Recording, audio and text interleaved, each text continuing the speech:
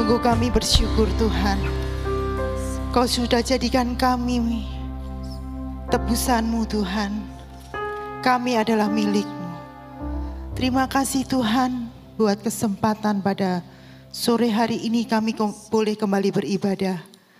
Tuhan, kiranya Tuhan mau menerima segala pujian dan penyembahan kami, juga harta yang kami berikan. Kiranya Tuhan mulai berkenan pada setiap apa yang kami persembahkan. Dan jika sebentar kami mau mendengarkan nasihat firman-Mu, kiranya Tuhan mengurapi setiap kami, baik hamba-Mu yang menyampaikan, juga setiap telinga yang mendengar. Biarlah nasihat firman-Mu boleh memberikan kekuatan buat setiap kami yang mendengarkan. Terima kasih Tuhan, kami siap mendapatkan kebenaran firman-Mu. Haleluya. Amin. Silakan duduk Bapak Ibu.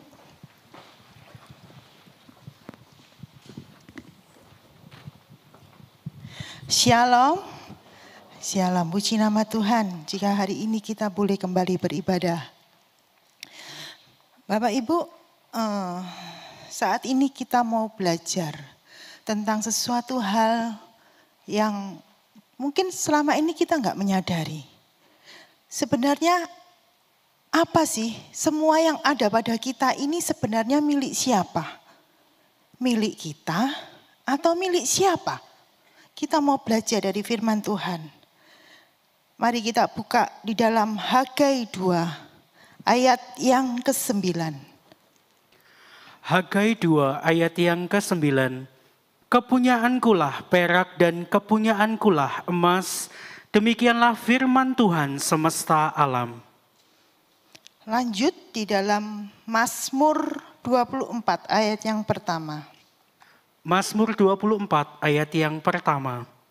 Tuhanlah yang empunya bumi serta segala isinya dan dunia serta yang diam di dalamnya. Iya. Bapak Ibu, ada satu ayat lagi yang hampir sama, tapi mungkin tidak perlu dibaca. Dari 2 ayat tadi, jelas Tuhan berbicara bahwa Tuhan yang empunya bumi serta segala isinya. Dan dunia serta yang diam di dalamnya. Nah, kalau kita sekarang diamnya di mana Bapak Ibu? Kita di bumi kan? Masih di bumi kan? Berarti kita juga miliknya Tuhan. Berarti apapun yang kita punya sekarang, itu miliknya Tuhan. Baik itu jabatan kita, baik itu bakat kita, talenta kita, keahlian kita, harta kita, uang kita, harta benda, rumah segala macam, bahkan keluarga kita, kesehatan, semuanya milik Tuhan. Tuhan sudah menyatakan dengan jelas bahwa kepunyaanku perak, kepunyaanku emas, semesta alam ini kepunyaanku. Jadi semuanya itu hanya dititipkan bagi kita untuk apa? Untuk dikelola, untuk dikembangkan. Itu prinsip yang pertama yang harus kita sadari. Kalau kita menyadari bahwa apapun yang kita punya saat ini, apapun yang kita pegang saat ini, bahkan keluarga, kesehatan, harta benda. Kalau kita menyadari bahwa semuanya milik Tuhan, kita akan menyadari bahwa ini bukan milikku. Jika suatu saat Tuhan minta, kita akan ngomong, ya Tuhan, ini milik Engkau. Saya kembalikan kepada Engkau. Kita nggak akan berusaha untuk megangi kuat-kuat apa yang sudah Tuhan berikan kepada kehidupan kita. Ini yang harus kita tahu dulu. Bahwa apapun yang ada di dalam dunia ini, prinsipnya yang pertama, semuanya milik Tuhan. Lalu apa yang kedua? Prinsip yang kedua. Kita baca dulu di dalam Lukas 12 ayat 42 sampai 43. Lukas 12 ayat 42 sampai 43. Jawab Tuhan, jadi siapakah pengurus rumah yang setia dan bijaksana yang akan diangkat oleh tuannya menjadi kepala atas semua hambanya untuk memberikan makanan kepada mereka pada waktunya? Berbahagialah hamba yang didapati tuannya melakukan tugasnya itu ketika tuannya itu datang. Iya. Yang kedua, sebenarnya kita ini dipasrahi Tuhan, ditunjuk oleh Tuhan sebagai seorang pengurus. Di dalam terjemahan bahasa Inggris memakai kata faithful and wise steward. Itu artinya adalah seorang oikonomos, seorang penata layan, atau gampangnya kalau ngomong seorang pengelola, seorang pengurus. Nah, Bapak Ibu, lalu sejak kapan tugas itu diberikan? Tuhan memberikan tugas ini sejak awal penciptaan. Taman Eden sebagai taman buatan dari Tuhan, Tuhan menciptakan. Tuhan mempercayakan taman itu kepada manusia untuk dikelola. Nah, kita bisa melihat bahwa tugas penata layanan, tugas pengelolaan ini diperkenalkan Tuhan kepada manusia sejak dari awal penciptaan.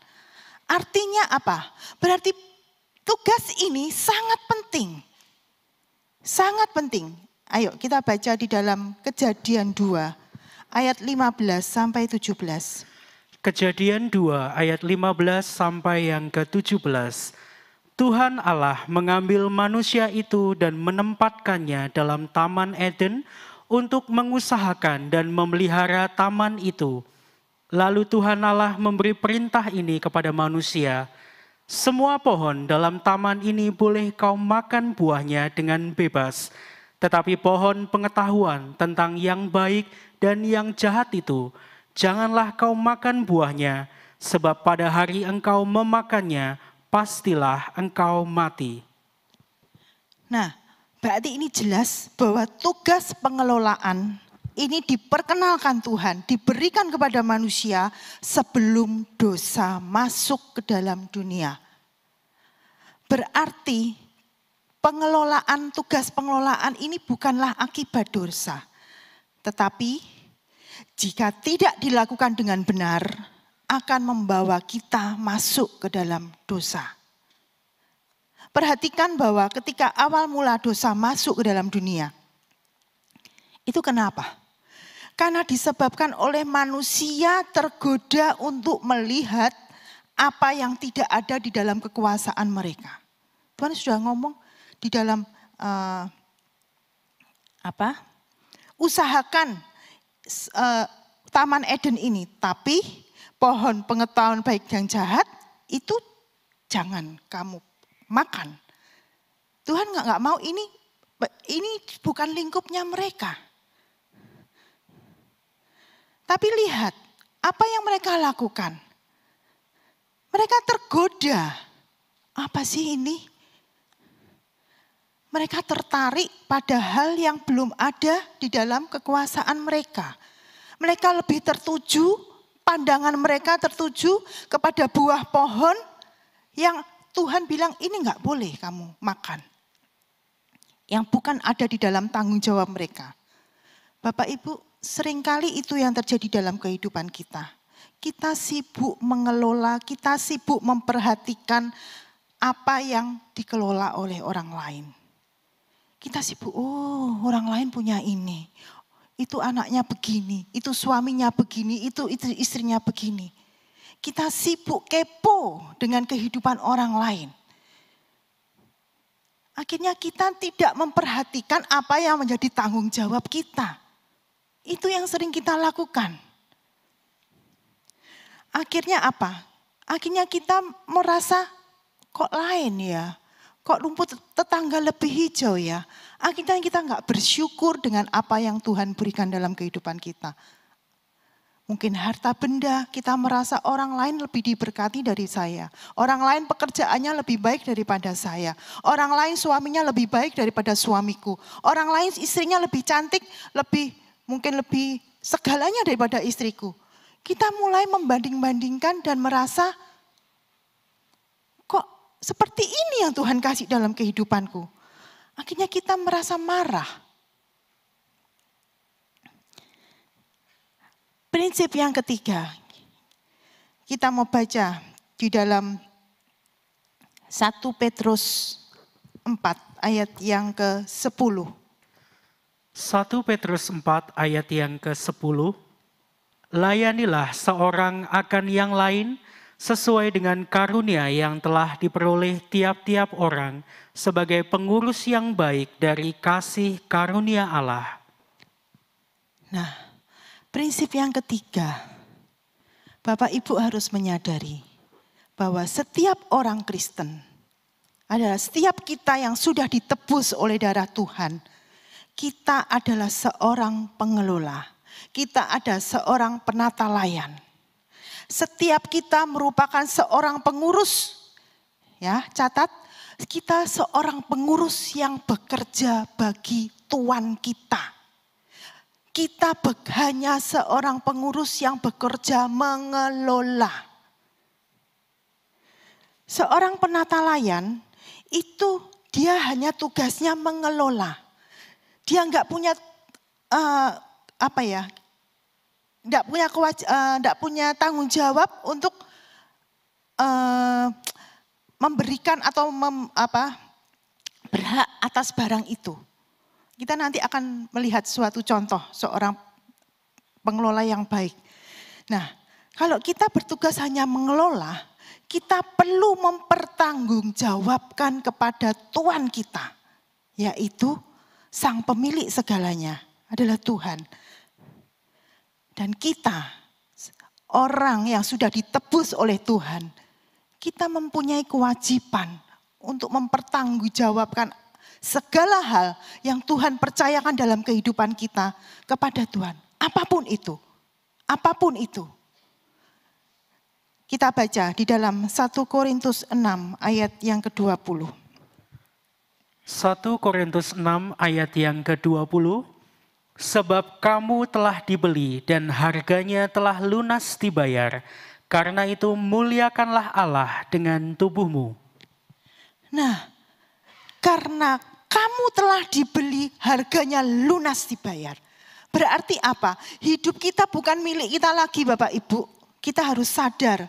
Kita nggak bisa seenaknya dengan hidup kita. Kita nggak bisa seenaknya dengan harta yang Tuhan titipkan dalam hidup kita. Kita juga nggak ada seenaknya dengan keluarga yang Tuhan berikan. Anak-anak yang Tuhan berikan. Kesehatan yang Tuhan berikan dalam kehidupan kita. Lah ini punya-punyaku kok, aku mau ngapain terserah. Oh tidak bisa. Firman Tuhan sudah mengatakan kamu telah dibeli dan harganya lunas dibayar. Berarti hidup kita ada di dalam tangan Tuhan. Kita nggak punya hak untuk mau kok ya ini hakku. Sebenarnya kita nggak punya hak yang ya kita punya hak kita punya tanggung jawab mengelola. Bapak Ibu, ketika kita menjadi seorang Kristen, kita tidak sekedar percaya kepada Yesus. Kita tidak sekedar berkata, oh saya sekarang sudah jadi orang Kristen. Yang dulunya mungkin kita tidak kenal Tuhan. Sekarang kita sudah percaya terus kita memakai kalung salib.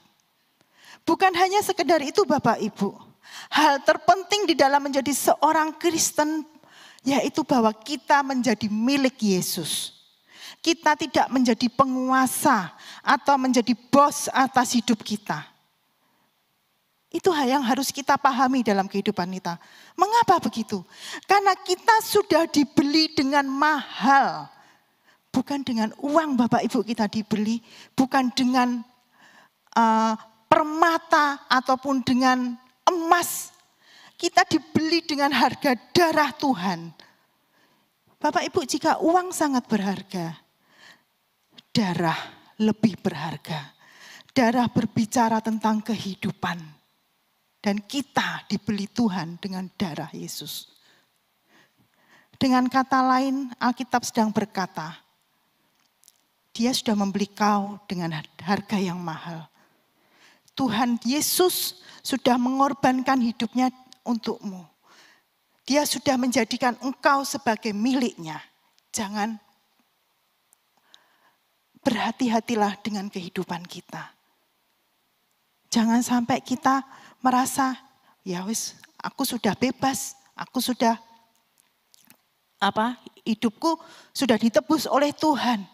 Kita mempunyai kewajiban kepada Tuhan kita, Sang Pemilik kehidupan kita.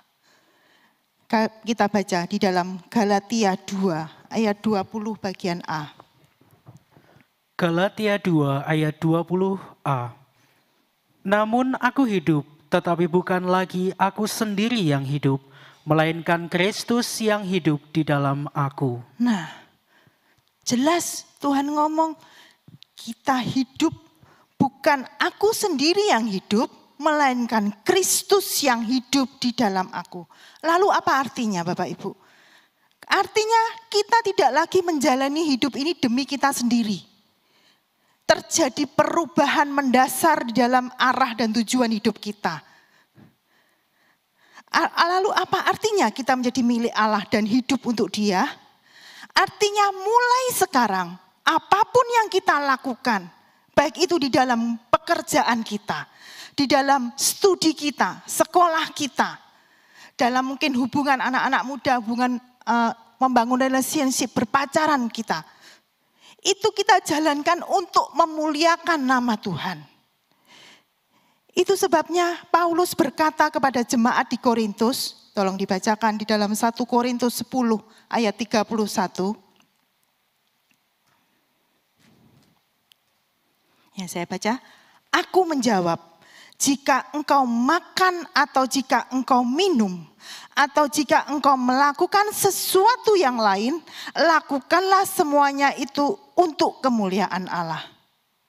Lihat Bapak Ibu, jadi apapun yang kita kerjakan, untuk pekerjaan kita, untuk keluarga kita, untuk studi kita, semuanya kita lakukan bukan untuk diri kita lagi, tapi untuk Tuhan.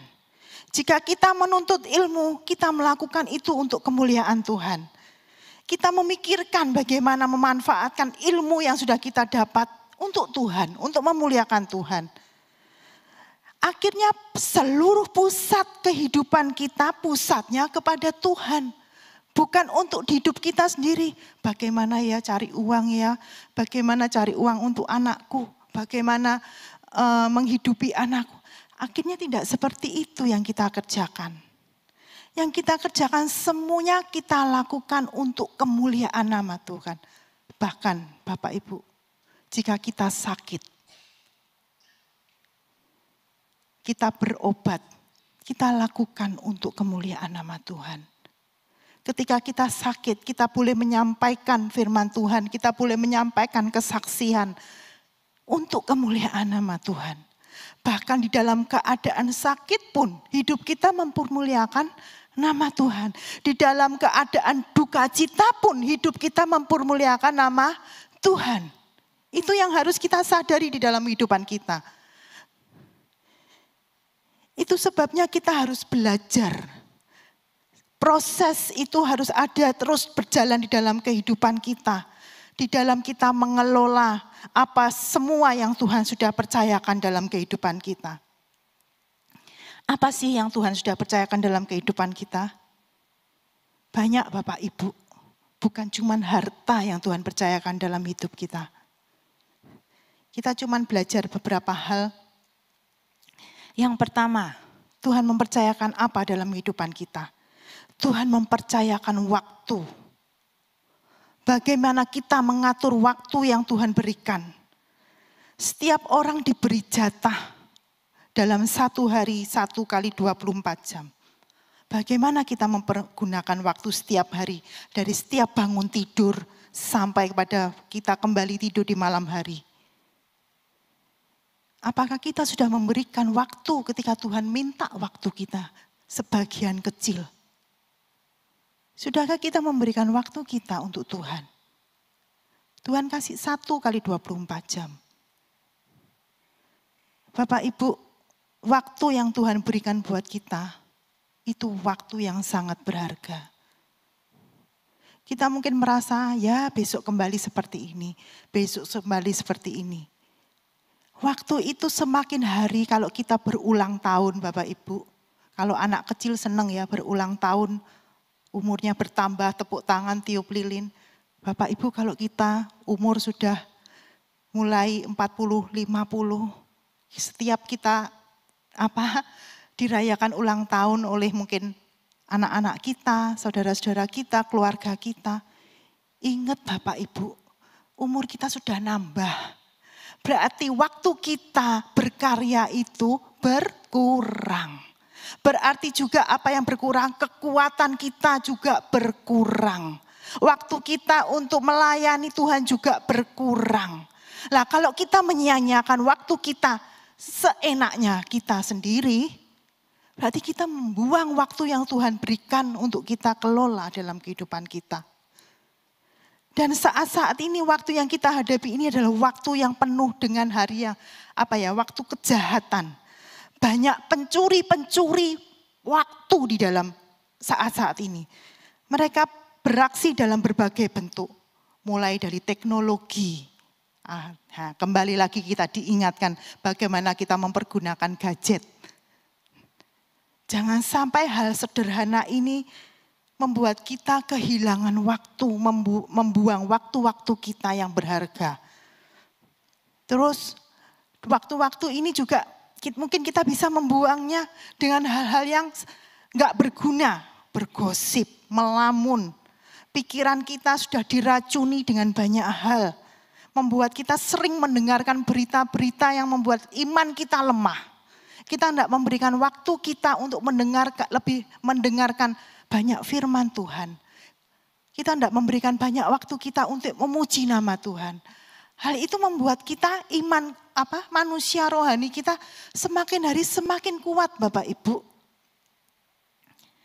Maka itu kita belajar memperhatikan bagaimana kita hidup, memperhatikan bagaimana kita menggunakan waktu-waktu kita. Kita baca di dalam Efesus 5 ayat 15 sampai 17. Efesus 5 ayat 15 sampai yang ke-17. Karena itu, perhatikanlah dengan saksama bagaimana kamu hidup, janganlah seperti orang bebal, tetapi seperti orang arif. Dan pergunakanlah waktu yang ada, karena hari-hari ini adalah jahat. Sebab itu janganlah kamu bodoh, tetapi usahakanlah supaya kamu mengerti kehendak Tuhan. Amin. Janganlah kita bodoh. Jangan sampai waktu yang Tuhan berikan buat kita ini kita puaskan dengan hawa nafsu kita. Kita puaskan seperti orang di luar Tuhan. Mari kita koreksi hidup kita. Sampai kita umur sekarang. Dicek sendiri umur Bapak Ibu sekarang usia berapa. Sudahkah kita menggunakan waktu kita dengan bijak? Apa yang sudah kita bangun di dalam kehidupan kita? Jangan-jangan selama ini kita menggunakan waktu dengan sembrono, dengan seenaknya kita, sampai usia tua pun kita nggak hasilkan apa-apa dalam kehidupan kita. Kita hanya memohon, yuk bantu ya, bantu ya. Kita nggak berguna. Padahal Tuhan sudah kasih kita waktu berkarya. Waktu untuk lebih kita kelola dengan baik. Ayo kita hargai waktu-waktu kita. Di dalam Mazmur 90 ayat 12. Mazmur 90 ayat yang ke-12.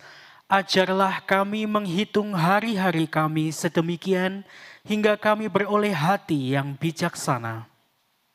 Mari kita hitung hari-hari kita. Ketika kita tahu waktu kita sangat berharga. Kita nggak akan sembarangan lagi dengan waktu kita. Kita akan berkarya. Jika saat ini, selama ini kita merasa hidupnya, mungkin aku sembrono, aku kurang dengan bijak.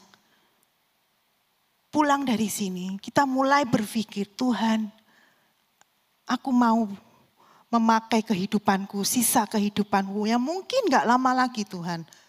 Tapi aku mau melakukan untuk Engkau. Kalau kita lakukan itu, Tuhan akan memberikan, ayo kerjakan ini.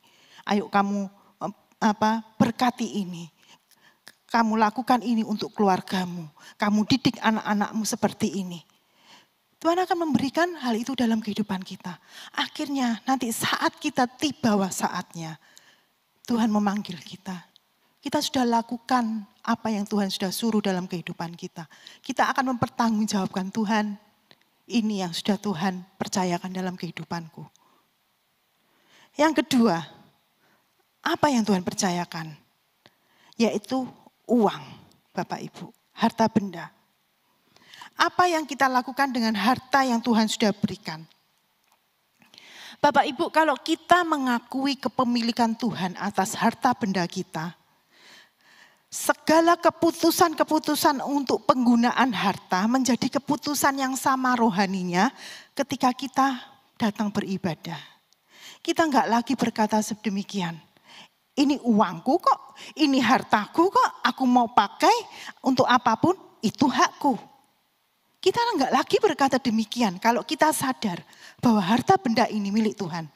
Kita akan bertanya kepada Tuhan, Tuhan, apa yang Tuhan mau aku lakukan dengan harta titipan Tuhan ini? Kita akan berkata demikian. Kita akan sudah belajar untuk tidak memegang erat-erat. Tapi kita akan belajar mengatakan, Tuhan mau apa dengan hartaku ini? Ada banyak nasihat firman Tuhan, bagaimana uang bisa membuat kita kehilangan harta di surga. Bagaimana uang bisa membuat kita lupa dan kita melepas keselamatan yang Tuhan kasih di dalam kehidupan kita. Seperti seorang muda yang berkata kepada Tuhan, Tuhan, apa yang harus aku kerjakan untuk mendapatkan kehidupan kekal? Tuhan ngomong, lakukan segala apa yang tertulis dalam Taurat. Tuhan, dia anak muda ini sudah berkata, ya aku sudah lakukan semuanya. Terus anak muda ini, Tuhan ngomong, jual segala milikmu dan bagikan. Dan ketika anak muda ini dikatakan seperti ini, dia enggak bisa. Dia enggak bisa lakukan itu. Karena dia merasa ini uangku Tuhan. Itu membuat dia enggak kehilangan harta surgawi. Bapak Ibu, Tuhan menciptakan kekayaan. Menitipkan kekayaan dari ciptaannya ini di bawah pengawasan kita.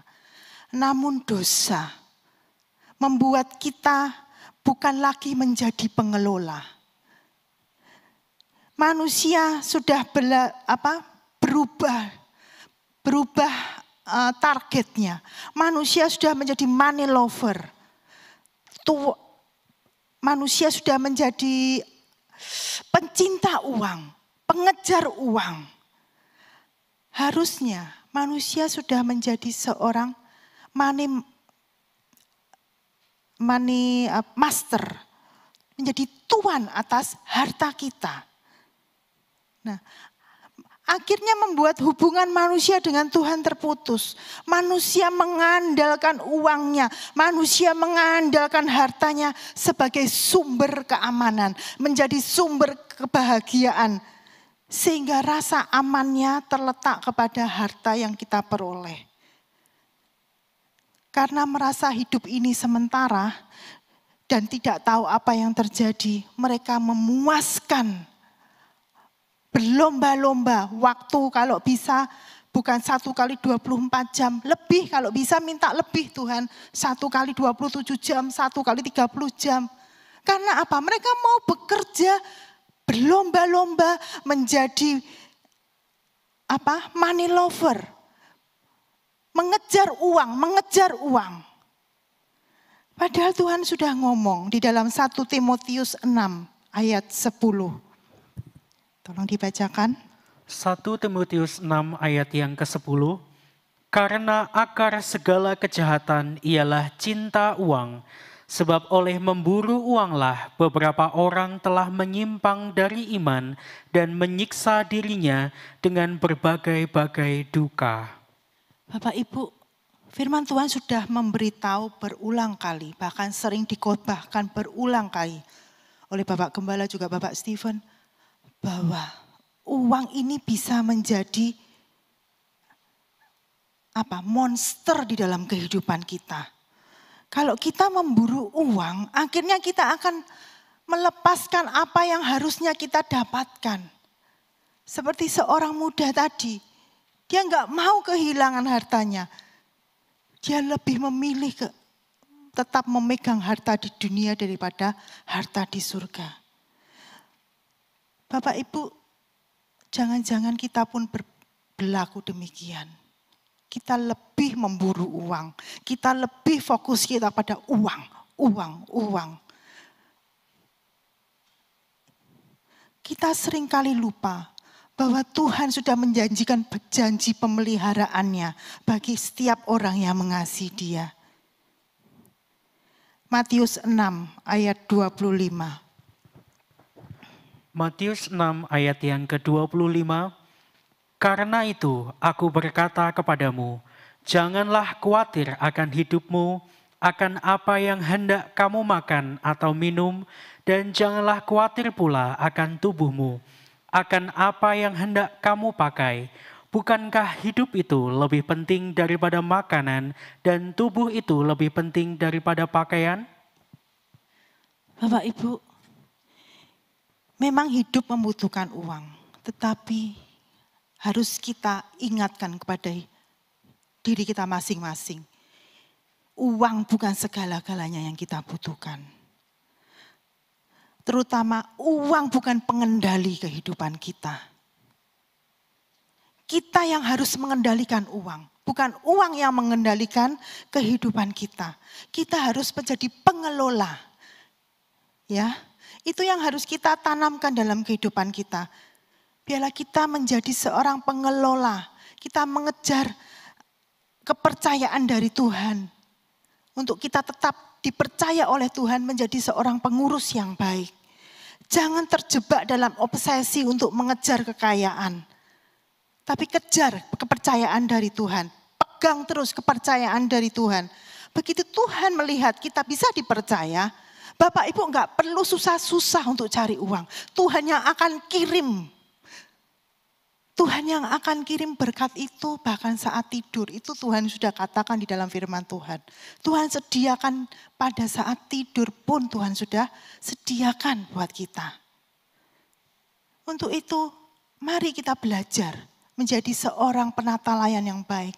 Menjadi seorang pengelola yang baik atas harta benda yang Tuhan berikan dalam kehidupan kita. Menjadi seorang pengelola yang baik, itu cara kita bersyukur kepada Tuhan.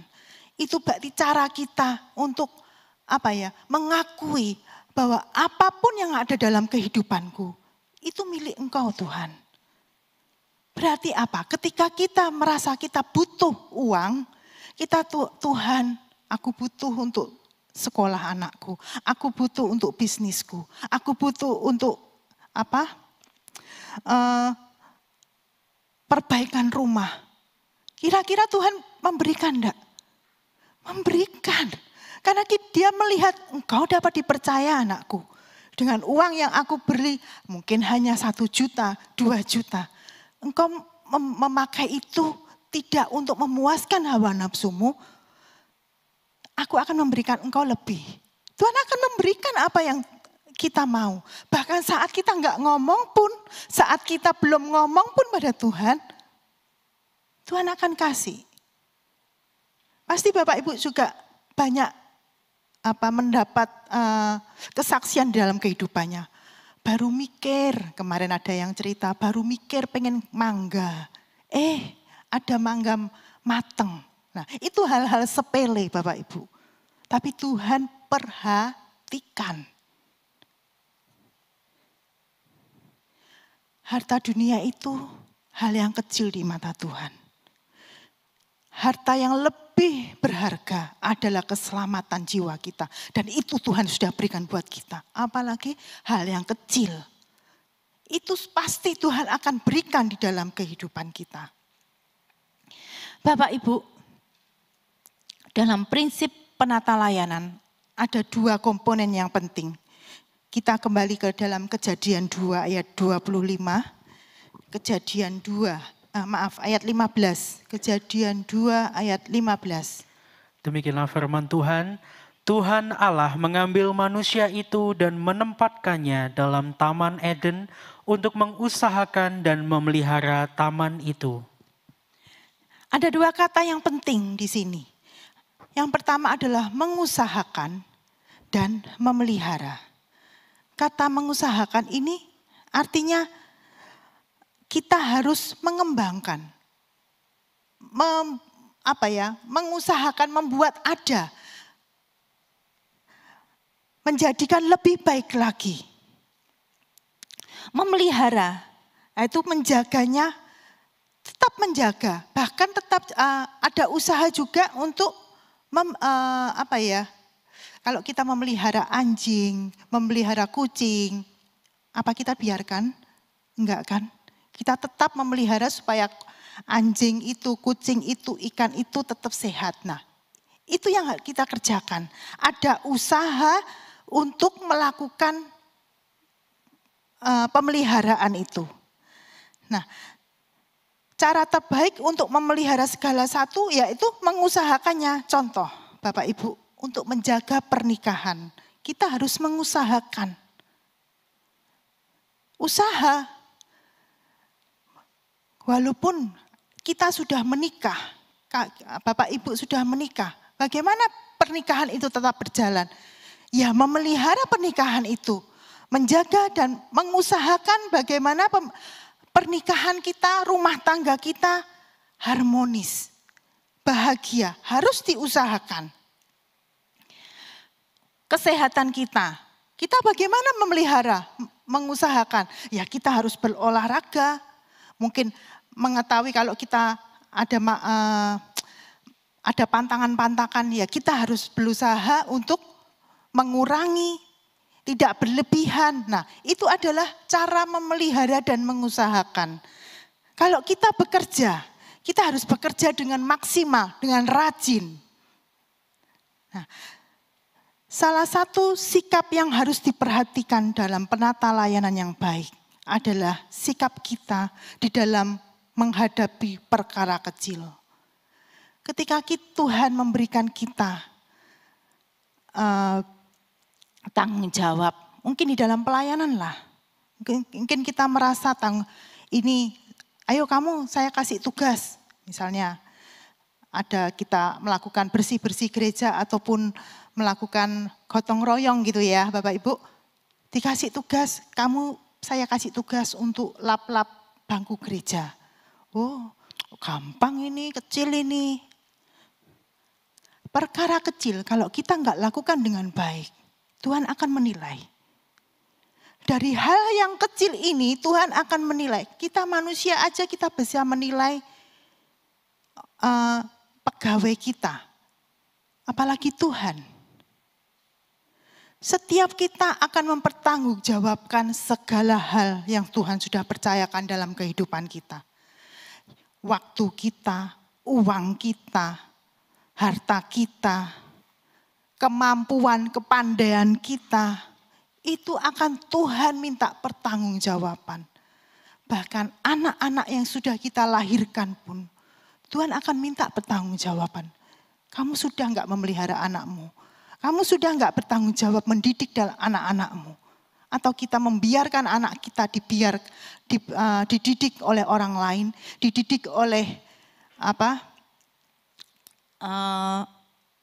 sosmed, itu harus kita perhatikan dalam kehidupan kita. Kita baca di dalam Matius 25 ayat yang ke-19. Matius 25 ayat yang ke-19. Lama sesudah itu pulanglah tuan hamba-hamba itu lalu mengadakan perhitungan dengan mereka. Lanjut di dalam Roma 14 ayat yang ke-12.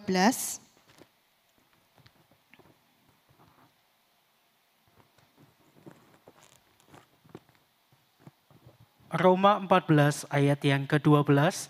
Demikianlah setiap orang di antara kita akan memberi pertanggungan jawab tentang dirinya sendiri kepada Allah. Lihat Bapak Ibu, ada satu ayat lagi tapi tidak perlu kita baca, mungkin bisa dibaca di rumah. Setiap kita harus mempertanggungjawabkan segala hal yang Tuhan sudah percayakan di dalam kehidupan kita, apapun itu. Dan itu dari hal yang besar, dari hal yang kecil, hal yang sedang, sampai hal yang besar. Tuhan akan meminta pertanggungjawaban dalam kehidupan kita. Kita akan melihat seorang yang tidak asing lagi, bagaimana dia bekerja sebagai seorang pengelola yang luar biasa, yang baik. Ketika dia menjadi seorang pengelola yang baik, orang lain di sekitarnya boleh melihat bahwa Tuhan menyertai dia. Di dalam Kejadian 37 ayat 3 sampai 4. Kejadian 37 ayat 3 sampai yang keempat. Israel lebih mengasihi Yusuf dari semua anaknya yang lain, sebab Yusuf itulah anaknya yang lahir pada masa tuanya, dan ia menyuruh membuat jubah yang maha indah bagi dia. Setelah dilihat oleh saudara-saudaranya bahwa ayahnya lebih mengasihi Yusuf dari semua saudaranya, maka bencilah mereka itu kepadanya dan tidak mau menyapanya dengan ramah. Lanjut, loncat ayat 23 sampai 24. Baru saja Yusuf sampai kepada saudara-saudaranya, mereka pun menanggalkan jubah Yusuf, jubah maha indah yang dipakainya itu, dan mereka membawa dia dan melemparkan dia ke dalam sumur. Sumur itu kosong, tidak berair. Lanjut ayat yang ke-28. Ketika ada saudagar-saudagar Midian lewat, Yusuf diangkat ke atas dari dalam sumur itu, kemudian dijual kepada orang Ismail itu dengan harga 20 shikal perak. Lalu Yusuf dibawa mereka ke Mesir. Ayat 36. Adapun Yusuf, ia dijual oleh orang Midian itu ke Mesir kepada Potifar, seorang pegawai istana Firaun, kepala pengawal raja. Bapak Ibu, Alkitab mengatakan Yusuf saat itu baru berusia 17 tahun. Dia dipisahkan dari ayahnya yang sangat mengasihi dia. Dikhianati oleh saudara-saudaranya sendiri. Dilemparkan ke sumur kering.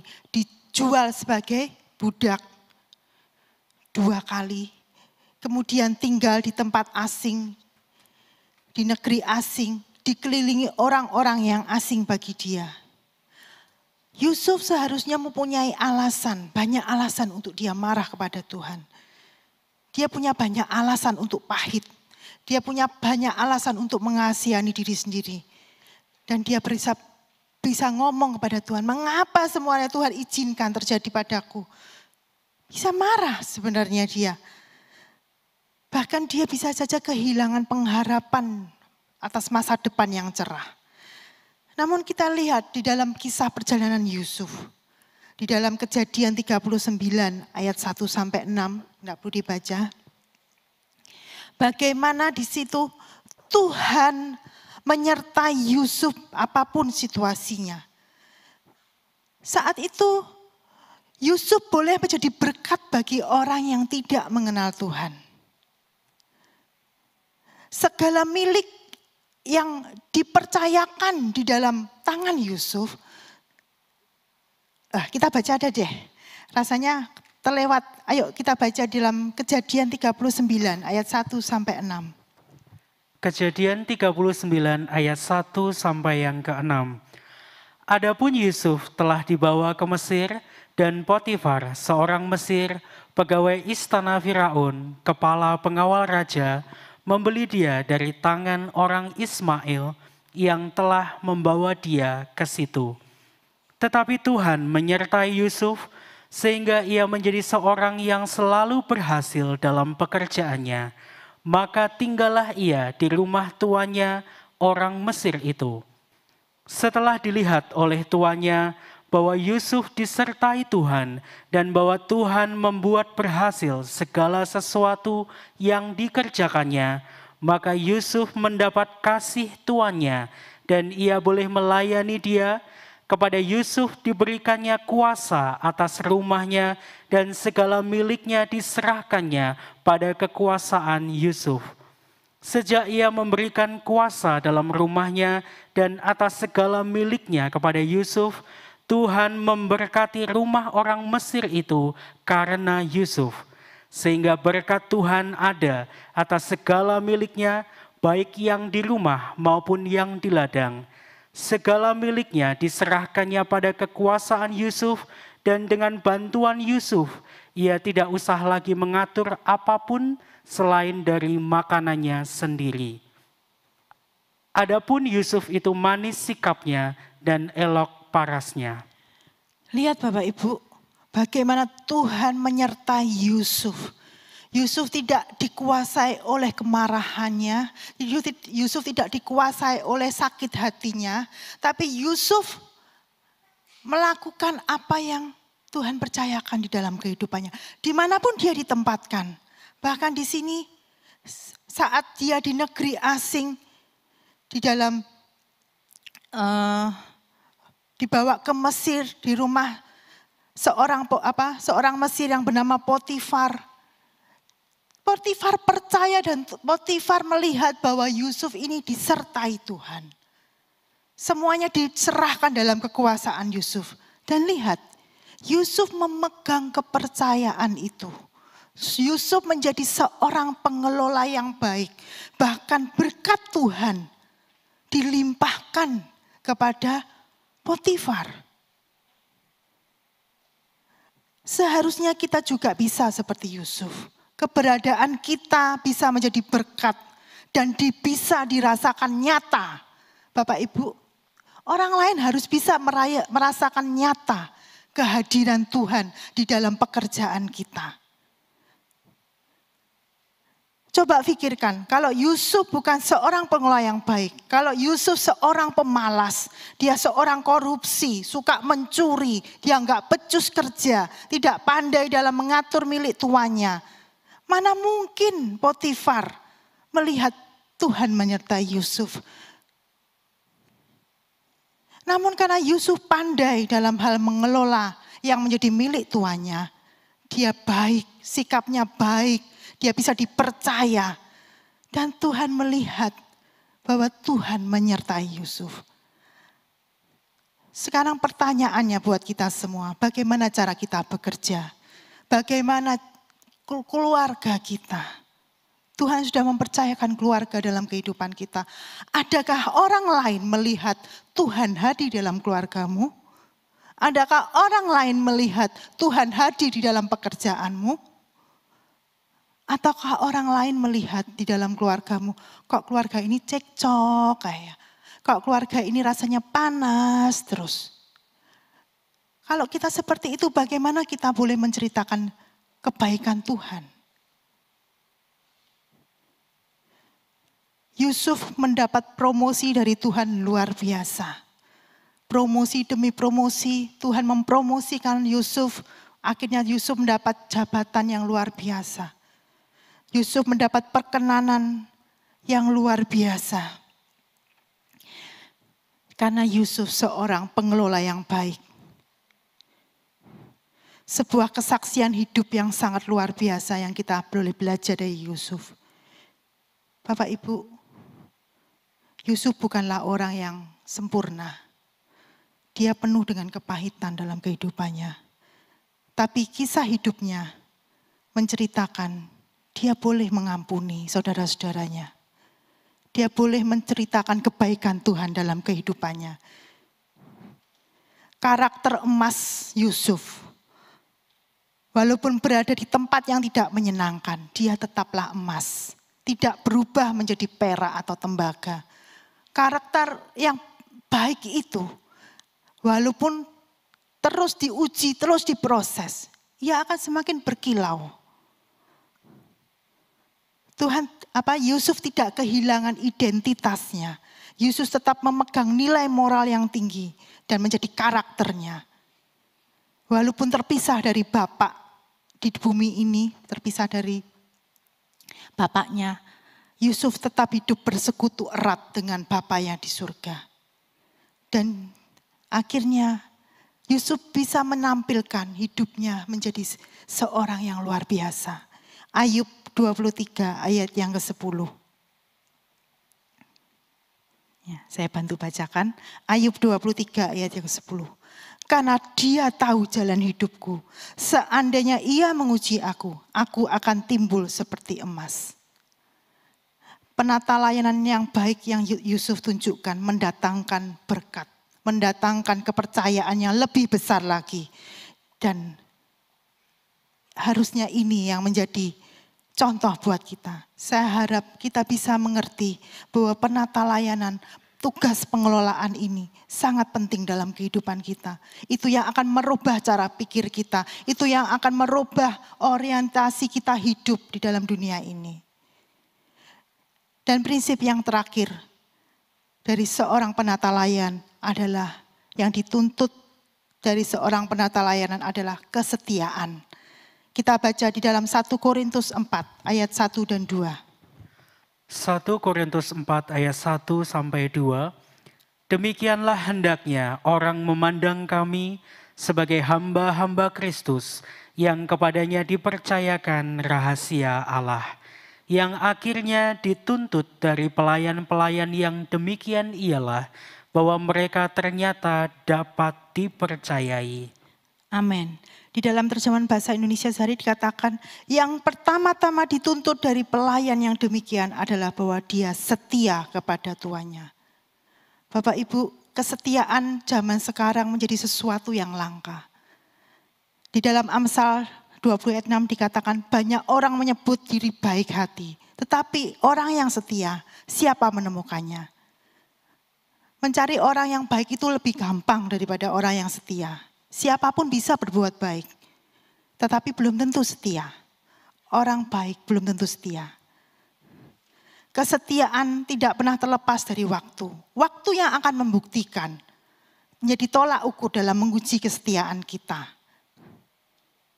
Untuk itu, tunjukkan kualitas hidup kita dengan kesetiaan kita. Perjuangan ketika mungkin ada tantangan-tantangan seperti Yusuf, ada tantangan-tantangan di dalam kehidupan kita. Itu tidak akan membuat kualitas kita hidup menjadi turun. Justru dengan tantangan-tantangan itu membuktikan kesetiaan kita dan kualitas kita tetap emas. Bangunlah kesetiaan mulai dari hal-hal yang kecil. Apapun yang Tuhan percayakan, dari hal yang kecil, hal yang sepele mungkin. Kerjakan itu di dalam kesetiaan kepada Tuhan. Di akhir hidup kita, setiap kita akan dievaluasi. Dan kita akan dihargai sesuai dengan apa, akan ditimbang sesuai apa yang sudah kita kerjakan di dalam dunia. Dari hal yang terkecil, semua akan Tuhan lihat. Jika kita melakukan dengan penuh tanggung jawab, Tuhan akan memberikan penghargaan kepada kita. Kita baca di dalam Matius 25 ayat 23. Matius 25 ayat yang ke-23. Maka kata tuannya itu kepadanya, baik sekali perbuatanmu itu, hai hambaku yang baik dan setia. Engkau telah setia memikul tanggung jawab dalam perkara yang kecil. Aku akan memberikan kepadamu tanggung jawab dalam perkara yang besar. Masuklah dan turutlah dalam kebahagiaan Tuanmu. Hingga akhirnya nanti Tuhan akan berkata, masuklah, kerjamu bagus, Kau bagus sekali, baik sekali perbuatanmu, hai hambaku yang baik dan setia. Ayo, kamu akan kuberikan tanggung jawab lebih besar. Ayo masuk dalam kebahagiaan Tuhanmu. Mari Bapak Ibu, kita belajar. Apapun yang Tuhan percayakan di dalam kehidupan kita mau menjadi seorang pengelola yang baik. Arah tujuan kita hanya untuk kemuliaan nama Tuhan. Semoga nasihat firman Tuhan ini membangkitkan semangat kita untuk tetap menjadi seorang pengelola yang baik, bertambah baik, dan akhirnya kita akan menerima suatu penghargaan dari Tuhan. Mari kita bangkit berdiri. Kita nyanyikan lagu yang terakhir tadi.